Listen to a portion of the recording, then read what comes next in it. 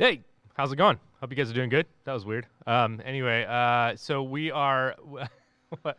What? I No, was you surprised. always have. Let's talk about for a second your highs. A couple Sundays ago, My highs? you decide. Well, like your hellos and highs. Like you walked out on stage on a Sunday morning, Yeah. randomly put a box out in front of stage, whipped out a pocket knife, and opened up a. So I'll box be honest. I'm not the best with beginnings. Now I'm figuring that out. Yeah, I'm not the best with starting things out right. But I'll just say this: you want to listen to this web show because we have John Ranger today. That's right. Boom. All right, so there we go. Now That's as good as it gets right We're there. hi- It's all downhill from here, guys. Well, we're live, and yeah. it's funny. We were talking about YouTube videos and how these guys they create videos and they cut, right? And then they'll say something, cut, say something, cut, say something, cut.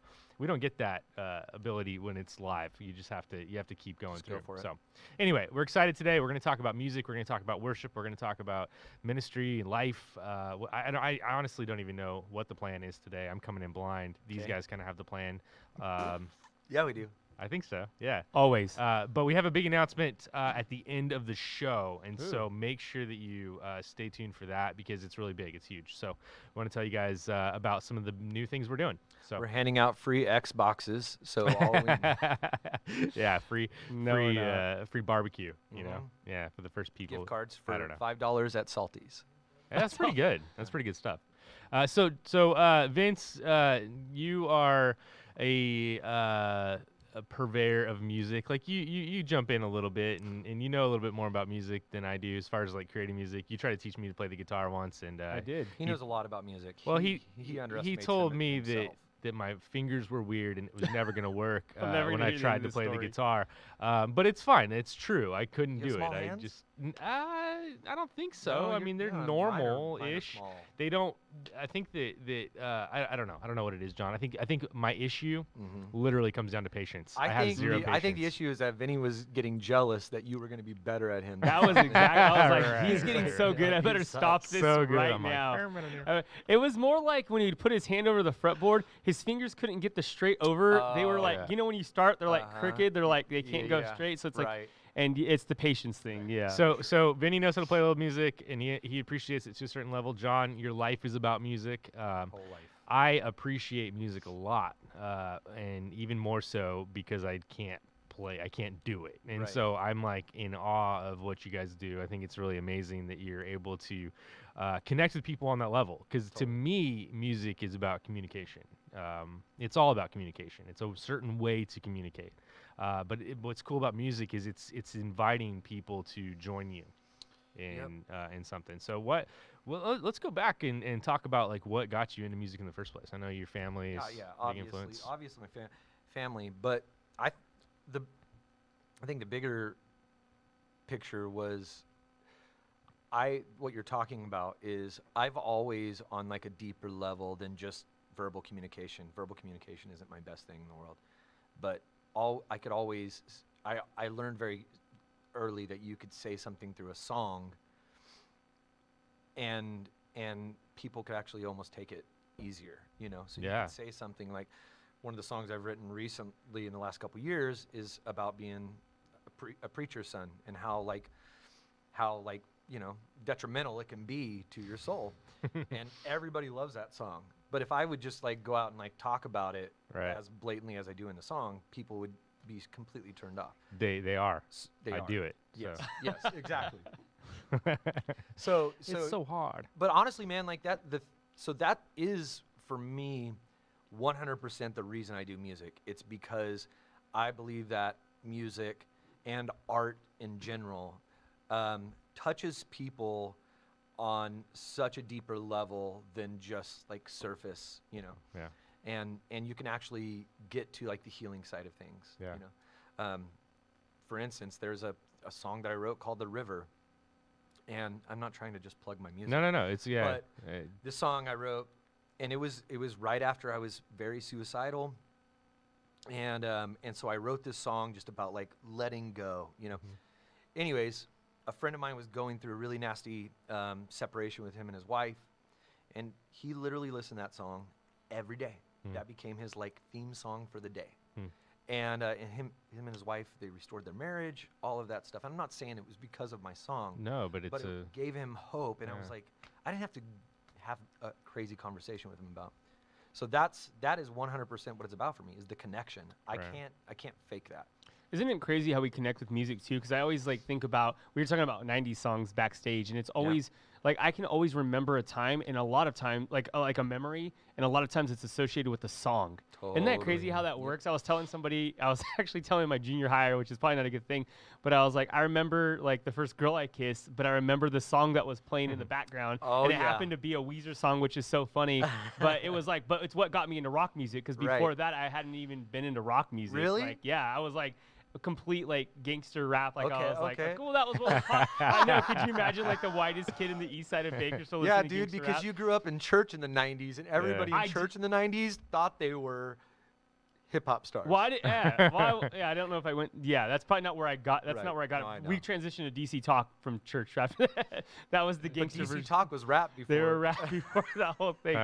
But it's pretty funny. But yeah, I mean, so it's like funny how like music though brings in an emotion and you associate it with a memory. Like it's crazy how I'm sure you can remember like a lot of different things. The first time you heard that song, or the first time that thing happened, and it's like there's a song associated with that memory. Totally, dude. There's the song Healer by Hillsong United. Okay. I never even liked the song. Didn't even care about it until I saw the guy who wrote the song was totally faking his illness. Right? Wow. And it was a big deal. He was on like oxygen and everything, and he wasn't even sick. And he wrote this amazing song that everybody sings and everybody uses. And it was in that moment where I was like, oh my gosh, like music even translates beyond like your shortcomings, because that song has helped so many people. Even for me, it helped me through a hard time. And actually understanding the story made me love the song more. That's interesting. Because in his own brokenness, he was able to write such a power, and God was still able to use him to So that's a really interesting powerful perspective. song. So I'm a fan of music, kind of a snob in my world. I like what I like. Right. And I've for a long time I've had a problem with like Christian radio. Me right? too. So, Me too. and I'm just gonna say this. I know a lot of people that are listening to this are like big on Christian radio, and if you are, I don't want to take that from you. But I was listening to an interview with Bono years ago, and he said that the problem with gospel music, and I assume he was talking about Christian music in general. He said the problem with it is that it's dishonest a lot of times. Totally. And so the other day I'm driving with my girls, and I'm flipping through the radio stations, which is something I rarely do. Usually we have my phone connected and we're playing It's Raining Tacos. But but I'm like, I can't do that song again. So so I ended up hitting the radio, and it's a bunch of different stations. I go to the country station, then the Spanish station. I'm like, that's not gonna work. And so I finally get to the Christian station. Right. And I'm like, you know what? I'm just gonna I'm gonna give it another shot, right, with my girls. And there was actually a song on there that was really good. Corey Ashbury, something like that. I don't even know the people, but it was good. But then right after that, another song came on, and it just didn't seem authentic. It seemed like there's like these songs. It was like a folky kind of song, and it was good music. It wasn't bad like quality wise, Right. but it was like they took Mumford and Sons and they said, okay, this band is gonna play Mumford and Sons, but it's gonna be all about Jesus. And I'm like, but there's already a Mumford and Sons. Like, why can't you be yourself? And that's what I appreciate about you, John, is you do sing, obviously, worship music in church, because that's what we need to do in church. Yeah. But you do your own music too, and it is more authentic. I think that one of the problems that we have in the Christian culture in general, and I think this expands to greater than just music, right? Yeah. Is that we're not authentic. We're not really who we are. We're not really we're always trying to copy somebody else. We're always trying to be somebody else, and it ends up being a counterfeit version, of who God created us to be. Dude, I think that I was just reading in Galatians about that and saying, like, you can only be the best you. Yeah. Don't compare yourself to anybody. Right. Because if you're focusing on being the best you, then the outcome is great. Yeah. But if you're trying to compare yourself to somebody else, you're never going to be that. Do you remember in the 90s, maybe it was the late 2000s, when you got the magazine and it had the comparisons on it. So if you like Korn, Oh my you'll gosh. also like this band. So that's a I'm Christian pretty band. sure Oh, the youth man. pastors would give us that Yes. stuff and be like, It was the you youth you guys need to stop. No. Well, what happened to you? Yeah, And that's the memory. I remember that's how it that's happened. how I found about Jars So of Clay. I was going to Something happened. I was going to Valley Schools at the time. This tragic. This is pretty funny. And shout out to Jim Cruz. Jim Cruz out in Thousand Oaks. Jim Cruz was actually there. And I won't name the other person because but so we were sitting there and I had got if I know the time frame, I think I know who. Oh, you probably we can put it all together. Yeah. So I get I was kind of like a troublemaker, not like by default. I didn't want to get in trouble. I just thought I was funny. It had Right. nothing. I had like no personal like. I just thought I was always funny. But anyways, I was into like rock music, so I was like bringing different music to school. And we trade with friends. That's what you brought your CDs to school. Remember a time when you would trade CDs with Absolutely, friends? man. This is such a glorious time. in Bro, my this life. one has a Cranberries. scratch on it, Yeah, but yeah, it's this gonna one- be okay. It's gonna be okay. Just Listen, I skip buffed it song on the 3. wheel, the Right, wheel buffer right. with your CD. But yeah, and then you end up scratching. You're like, I'm gonna Mayonnaise, get that dude. guy. Mayonnaise was the trick. Oh, toothpaste was always good for Huh. me. Oh, Yeah, I really? know it's weird. Anyways, so you I had CD got owners out I had there. got caught with my succular music Right. keyword. With at school I was trading. They're like, "What are you listening to?" And so I had a backpack that had like a like malicious band name on it at the time, which fair enough. And they're like, "We're gonna open your backpack." So they ripped off my like patches on my backpack, right? You'd have the Jansport backpack with your patches Right, on it. Who right. didn't do that, right? And they open up and they like pull all my music out and they're like, "This isn't Christian music." And so they like broke my CDs in front of me, like, and I was like, "What?" Like they were mad, they're upset. They broke. You can't, you know, this is what Satan wants for your life. So I was like, "Okay," like, but we're gonna replace it with this band sounds like, and they had a book. There was like a published. This is book. the It was- magazine, like no, you're it wasn't talking a about. magazine. It was actually a book. Oh. It was like a full-on book. I actually remember the book, and I was thinking, what? And so like, oh yeah, if you listen to Weezer, then you'll also like Jars of Clay. I remember, like, and it was like, oh, and they're like, here's a Jars of Clay CD. So they replaced all my like bad music with Christian music. But I was so bummed. I was like, I worked so hard. To And get that's why you're here today. yeah. Well, I remember like, dude, when like I remember going into like Sam's Goodies up on the east side, and you would listen, and you'd be like, oh, okay, for sure, Yeah. I'm gonna get this new CD, and Remember that you'd CD go store. for it. Absolutely, man. But I remember my CDs being crushed and they replaced them. But that was a real thing. They had magazines. Yeah. They'd have music that would compensate for the thing. And then at the end of the day, like I think there was a lot of. I know why they were doing it, right? Because like music does yeah. have a huge impact in our lives. That's why we're talking about it today. Yeah. Like Yeah. the power of music, and there was probably some stuff in there, as you can call it chanting, or you sing over and over again. There's some stuff that I probably had in my backpack outside of Weezer. I'm not gonna ever say, but you Right. know, outside of in that backpack, that probably wasn't good for my teenage soul, you know, per Sure. se. At the time, I wouldn't have admitted that, but you know, that's kind of where it was. But yeah, music is powerful. So I think what you're saying is like, there's people they take a market, right, and they say, well, if this song works for this, then we'll just copy that same thing and try to just add Christian lyrics to it. It doesn't work because of what you said, because it's inauthentic. It's not Well, true. now these days for me, I listen to lots of different music, but there are certain songs and certain things that just bring me down, you know, and I don't want to listen to them. Like there'll be a country song where this guy's going off about, you know, how he's some girl left him and it's crushing him, and I'm like, isn't country supposed to be tough? I'm very confused about all that, but anyway, like, Right. and it just brings you down, you know, or like there's like hip hop with like horrible lyrics and stuff. I'm like, dude, I'm not gonna listen to that. Right. But you want to listen to something good and honest and real. And there are a lot of good worship bands out there. What kind of influence, what kind of musical influence do you have today? I don't know if you want to like talk about that a lot, but like I know that you listen to lots of different styles and stuff. Like yeah, what? the net for me is spread really wide. Honestly, it all depends. It depends on what era of life I was in. So like in like the probably like you know let's just go after the 90s. Late 2000s really was like indie. So like Anne Boleyn, May, there was a lot of those like pseudo Christian bands. Yeah. You know. Amberlin's great. Oh yeah, that's a yeah, really they good were band. awesome. And then, so I was, and at the time I was in a rock band. I was singing rock, so like rock was all I listened to. And then, honestly, my voice just started burning out. Like I would, after like a week on tour, I'd come back and my voice would be gone for like a month. So, I walked into Starbucks. This is a true story. I walked into Starbucks, and the manager was there. She knew me, and she gives me this CD. She's like, "I've been thinking about you." And it was Amos Lee. and he's just a singer-songwriter guy.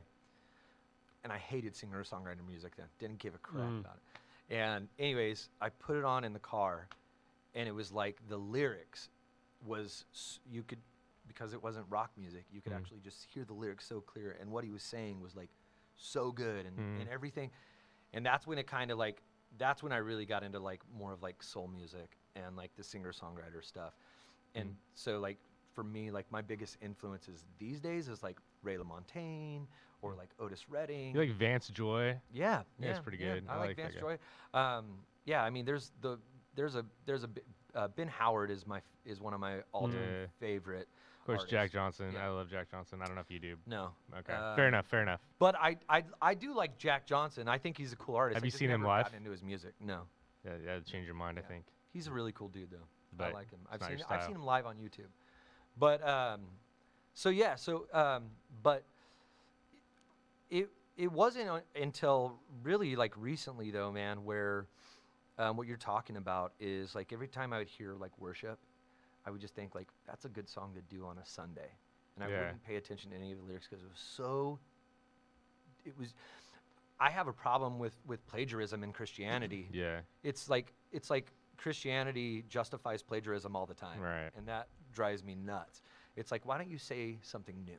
Yeah. And it feels like though recently there have been some songs that have come out where it's talking about the real struggle of being a human being. Yeah. And that's something I can respond to. Definitely. Well, I feel like an honest worship song would there'd be a verse about I feel nothing about God or people right now, Totally. followed by I need to do something about it, followed by I did something about it. Now I'm starting to feel better. Right. And like that Right. would be like an honest, Well, and that's the thing is I think there's a version of- distinction though between like corporate worship music. I think corporate worship music should be simple. I think if it gets too wordy, Well, at the end of the day, I talked about it last night, and worship is like the Hebrew word means to bow down, right? And Right. so it means to put God at number one in your life. And Right. so I think what you guys do on Sundays and Wednesdays, even though some people might think that it gets redundant, but ultimately, if your mind and your heart are in it, you're putting God in the place where He should be for that Absolutely. moment, and you're enabling yourself to hear the Word and to basically have clean soil, like Yeah. a clean Yeah. palate, so to speak. Well, right? and that's to the hear. thing is I noticed like I started noticing that like once I actually gave worship music a chance. To be honest, dude, it was once I started learning about meditation. Once I started learning about meditation, I realized like there are certain things that we can do to slow our brain down, to get rid of like the thoughts. And I would always listen to other music, but I wouldn't listen to worship music. And once I started listening, I still don't listen to it all the time. It still drives me nuts. But like I have a few albums that I'll put on and I'll listen to. Yeah. Like, there's one Hillsong album in particular that I put that on every time, and I'll just be crying halfway through it. Yeah. And it actually heals me. It rejuvenates me. Yeah. So I totally understand the purpose for worship even outside of but yeah, there's definitely something that when people respond in corporate worship. I've always wanted to ask you this, and so I figure now in front of everybody it'd be the best time to do it. You know, you can ask me anything. I'll answer it. So what's the difference in your mindset when you're doing worship in front of a church versus singing at a wine bar, right? Sure. Which I saw you the other night Yeah, I mean, singing, and I appreciate both. yeah, I but just what's answered my your dad where's your that head? question. There used to be a difference. I absolutely don't believe in compartmentalizing my life. I'm a Christian off stage. I'm a Christian on stage. Yeah, I agree. And so the one thing that I've learned is the act of worship is not just singing. The act of worship is living. Yeah. So like when I wake up in the morning and I just breathe breath into my lungs, if I'm doing that with intent that this is what God has given me, Right. then I'm worshiping God. And so when I'm using my gifts, period, unless I'm using it for, evil, Right. or to hurt somebody or whatever, Right. I am 100% using my gifts in everything I do to give the glory to God. Right. I never want to stop giving the glory to God. That's interesting. I think you can use your gifts in rebellion, you know? You can. But 100%, yeah. like God gives you something and then you're entrusted with it. You either use it for good or you don't, you Right. know? And so what's funny is you also answered my other question already, because I was going to ask you how you stay passionate and how you like, because when you sing, you're very passionate, which you don't see that with everyone. Right. It's not, that's something that seems intentional to me. Yeah. I don't know, but I'm guessing yeah, it is. I mean, it's not. It's. I don't even know if it's intentional, and it's just what's in me. Yeah. Like when I fake it, you can tell I'm faking it on stage, and that's just one thing I've made a promise, especially when I came back into my faith. you Right. know, was I'm never going to fake this again. Like Yeah. it's either got to be real or I'd rather be an atheist. Well, as a pastor, I feel the same way. Like I know people, everyone has that sixth sense of knowing if you're really Oh, yeah. being authentic or not. Totally. Some people bury that and they don't want to exercise that sense Yeah. because they would rather be lied to because it's happier sometimes. Like Yeah. it's like a numbing thing. But we all have that ability to know when somebody's faking it, when they're being real or not. At one point I was, dude. I was the guy, like I said, like I was the guy who was trying to get to the mountaintop. Hmm. And then once everything got taken out from underneath me, it Yeah. was like I can't have a relationship with God so that I can keep a job. Right. I can't have a relationship with God so I look good to people. This either has to be 100% authentic. Or Right. it doesn't. So now when I'm actually singing a song like, Miracles or something like that, and I always pay attention to the words that I'm singing, and I say this every single time. I'm never on stage fighting for me. Right. I'm always on stage fighting for the people in the congregation. Right. So it's authentic because I genuinely want them to have healing. So I was thinking about weddings, right? Okay. You've played at a lot of Oh, weddings. man. I've You've got like shot a lot of weddings. 25 booked this year. All so, three of us have been involved in the wedding industry to a certain extent. Yeah. I've performed them and shot at them, so it's a lot of fun. But what's funny about a wedding is I was thinking about this, think about how the people are when they first show up. They're like in their suits. Right. They're sitting in their chairs. They're looking around. They're kind of like timid and just like, who am I going to talk to? And then by the end of the night, there's clothes that are being thrown on the Yeah. floor. They're going crazy. Guys they're wearing dancing. ties on the side of their They're on going the top of nuts. their head, Yeah, right, for exactly. sure. And I'm like, what causes that? Obviously, one is alcohol and Yeah. substances, right? Yeah, The other definitely though some is liquor craze. music. Oh, totally. And Music, so, yeah. and I was thinking, like, in terms of God really being a substance as well. Like when we fall in love with God, it's like you're drunk in a way. It's like Totally. you have that substance, and then adding music to it. Like I want to get to a place where we have parties, like at church, where it's like a worship night, where we're so filled with God and and not weird, Responsive. because No, we it's both just came out of responsive. weird Yep. cultures Yep. where people do strange things. Yep. And I'm okay with people doing strange things to an extent, as long as it's not infringing on somebody else's, Right. But Right. but at the end of the day, like I really appreciate passion. I remember going to Israel and we were there during Purim, and there were I was there people. with you guys. Yeah, you were right, and then people were dancing in the got wild. streets and going crazy, On top of right? cars, it was On nuts. top of cars, yeah, it was just nuts. Remember the van that would pull That- up? Yes, dude. The van that Yeah. had the party van. Do It you was remember like the Israeli it was party van? graffiti. Remember that we watched? Were you there when the guy hit the girl in the face? No, I don't. Just like Man, it two got real for you teenagers. somewhere else. Two teenagers. We were down in that the Oh, shopping wait. district area where the van was that you were It was talking like about? they had like suds or something. They had like some sort of like crazy like Yes. they were throwing stuff. Yeah, I remember that. And then all of a sudden, this dude just like. Oh gosh, I have There's a nothing video like clip seeing a somewhere. drunk I gotta rabbi find that. walking around the streets of it, and you're just like, wait, what? I'm so confused right now. so Do you remember crazy. there was the two rabbis and they were outside of our hotel? I don't know where your guys' room was, but they had like a karaoke machine. And at like midnight, they're Oh, was just that down in the drunk. Galilee area? Yeah, I think exactly. I remember that. Yep. Yeah. I feel like this isn't even a show anymore. No, We're no, just hanging out. No, it's but okay. You said somewhere in the middle it would go into the thing. no, but it was so cool. And my Yeah. point with that is What that was your point? is that Yeah, we're good. these ancient cultures, like they had a side where they let loose and, Totally. and just had a good time. And I feel like when people come to church, it's like the beginning of a wedding. Yeah. And they're like this, and they're looking Yeah. around, and they're just timid, and I wish we could get to a place where everybody just felt loose and felt excited and pumped, And I think that we might need to go back to like doing like longer worship nights, but like authentic. There's got to be a way. Dude. We need to put our minds into how we can create an authentic space where it's not just the songs that we always hear and always sing, but it's a place where we can really connect with God and hear God.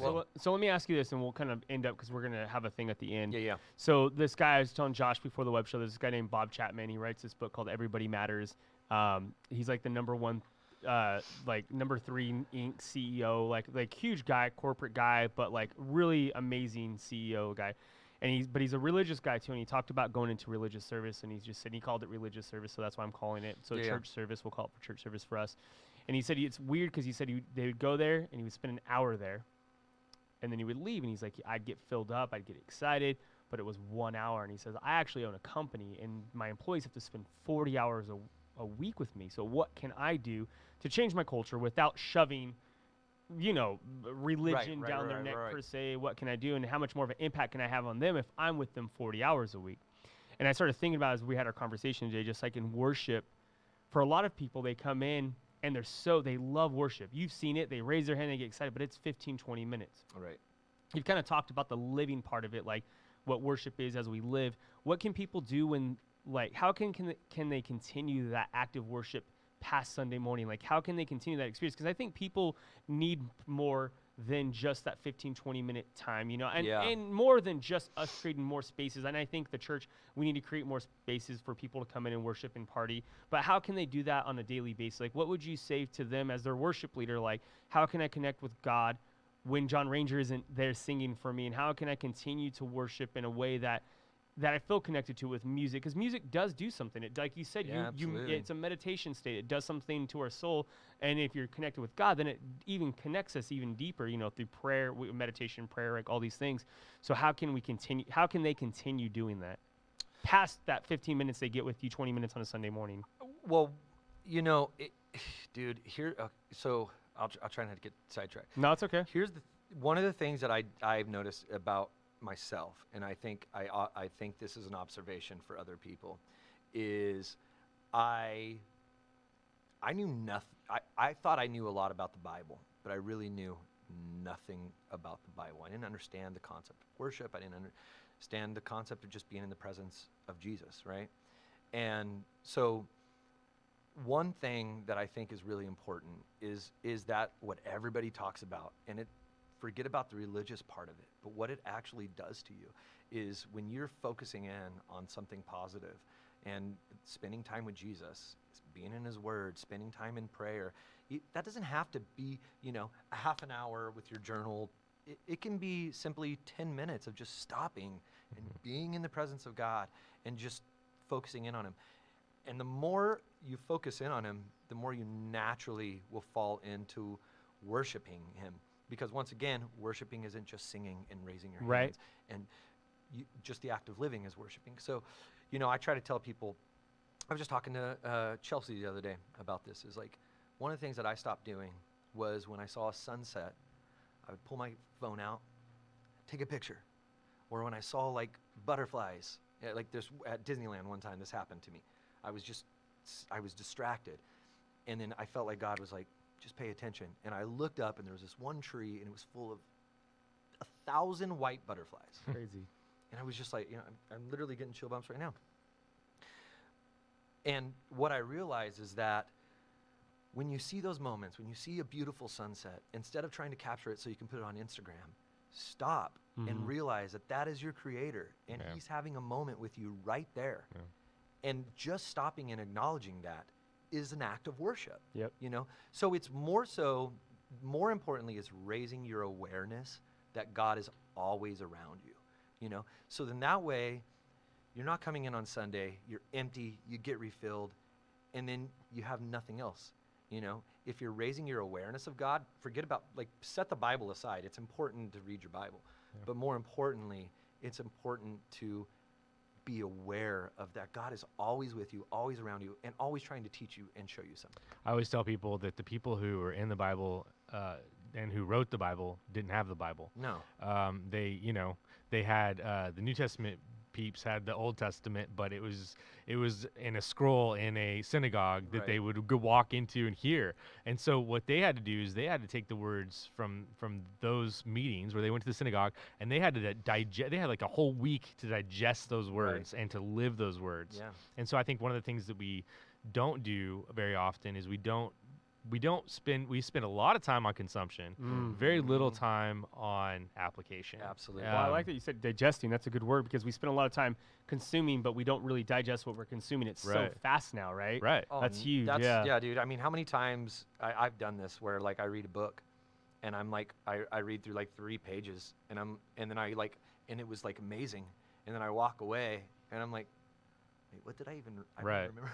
Yeah. It's weird because we are being trained to consume things fastly and be there. But I like what you said. I think I'm going to steal that from you, because I think the digestive state is where we get all our nutrients. It's where we grow, right? And I think that's huge. I think we need to slow down and digest. I'm gonna build on it, because I think that's great. I think in a worship setting or a thing, if you can digest what's being said in the moment, if you can digest what you're singing in them, like you said, focusing on the words, like it's gonna have so much more impact on you through your week versus just even in creativity. I'm sure it's the same with songwriting. Like they teach you. I went to a documentary class one time, and they taught me for editing. They said when you edit and you get stuck, walk away. Right. And when you do something else, it actually allows your mind to digest that information. It actually allows it to become deeper in your mind. You come back to it again, and it's a thing. And so, like, if you're writing a worship song, or if you're singing a worship song, and you're asking God, whatever it is that you're doing, if you take a break and do something different, even physically sometimes, I think taking a walk is, like, huge for me. Totally.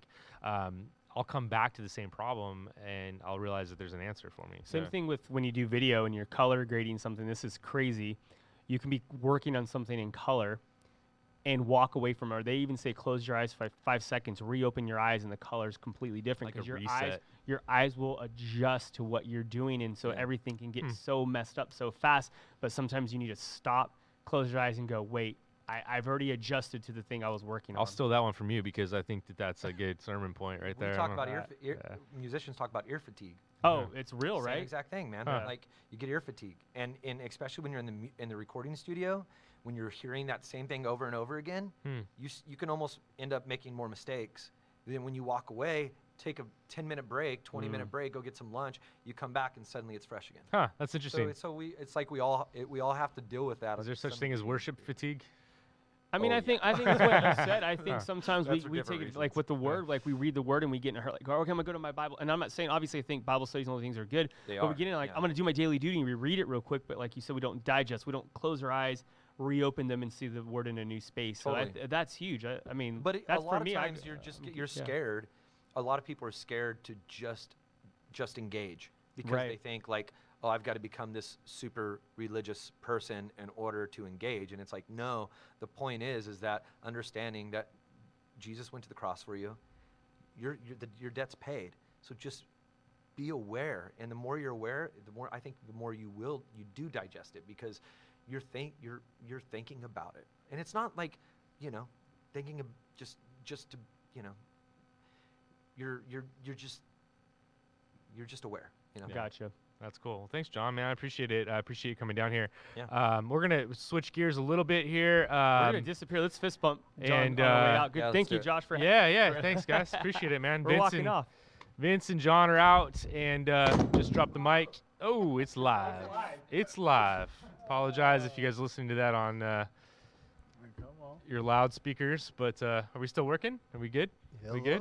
Can you hear me? I think those things are the things that make live interesting. I think personally, I think it's fun.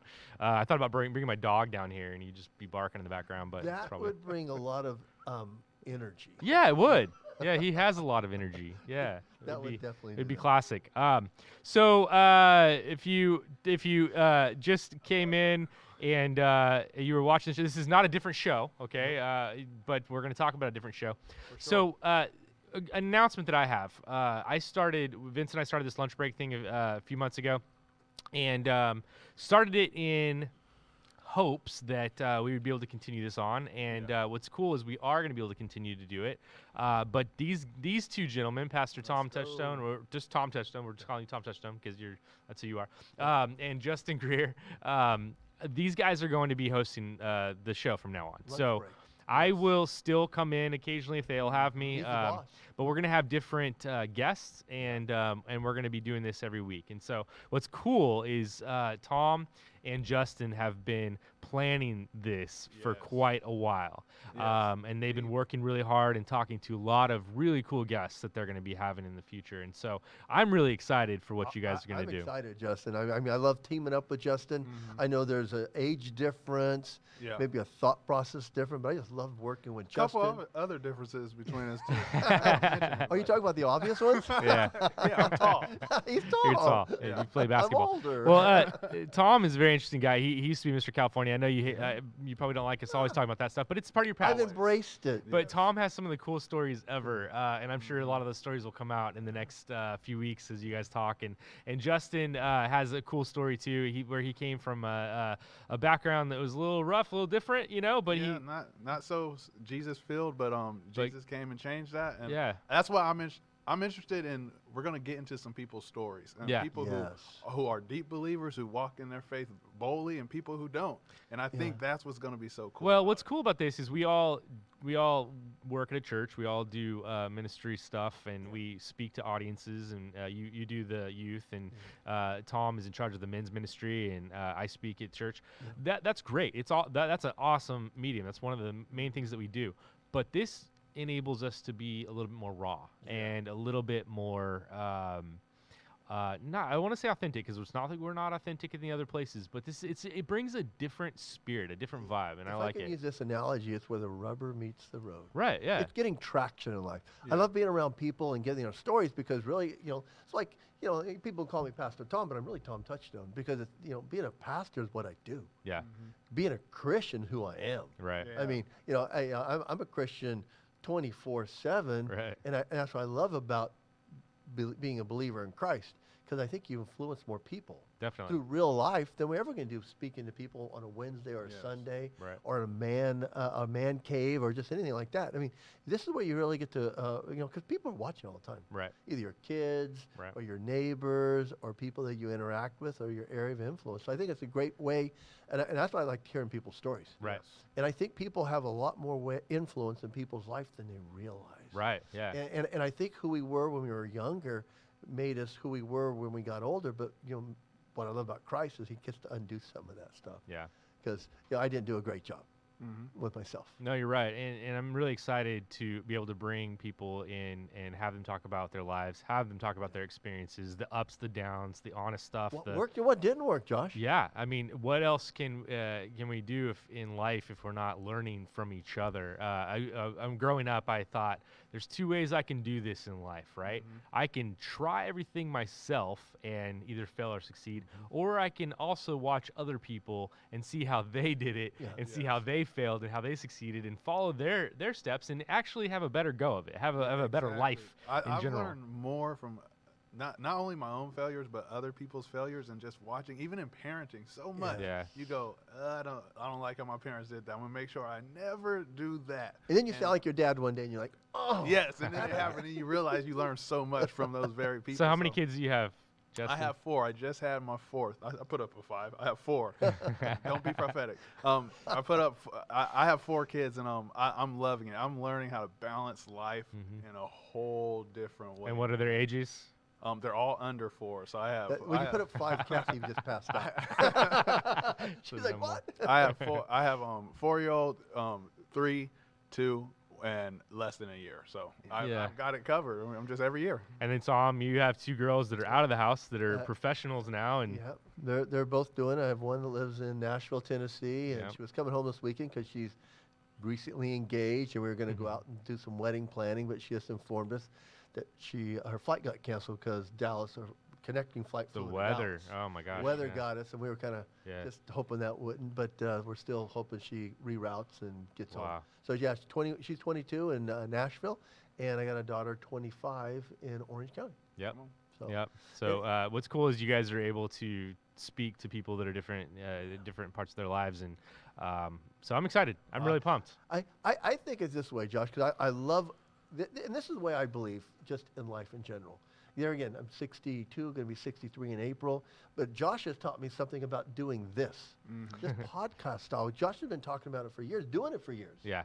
And that's why I think, as human beings, we can always learn and we can always use it to help ourselves, but then mainly to help others. I mean, I Definitely. think that's what we all bring to the table. And so they're going to be taking over lunch break. I'm excited because they've been planning a lot for this. It's going to be a really great show.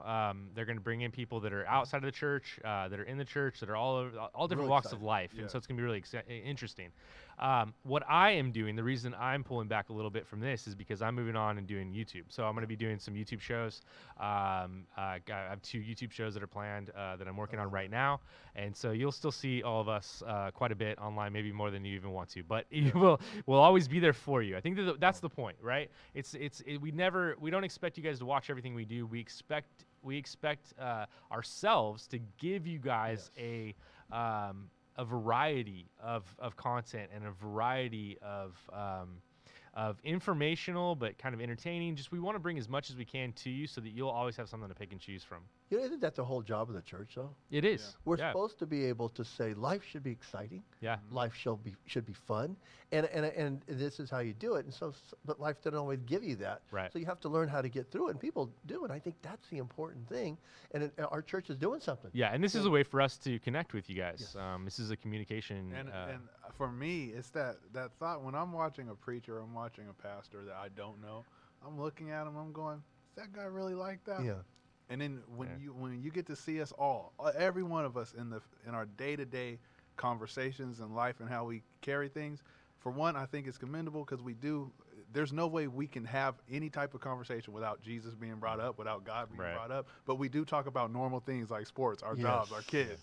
And there's a way to go about it. And I think Tennis shoes. I hope people can learn from that you don't become this deity, but you're a normal person that now has something with you. We're a family, Yeah. and I hope people see that. I hope people understand that we live life together. All We the don't time. just see each other at work. We talk to each other all the time, and it's if I have a problem, I'm calling these guys, and so We're family. And it's bringing some of you in this setting and giving you a platform. Yep. And I think that's ministry.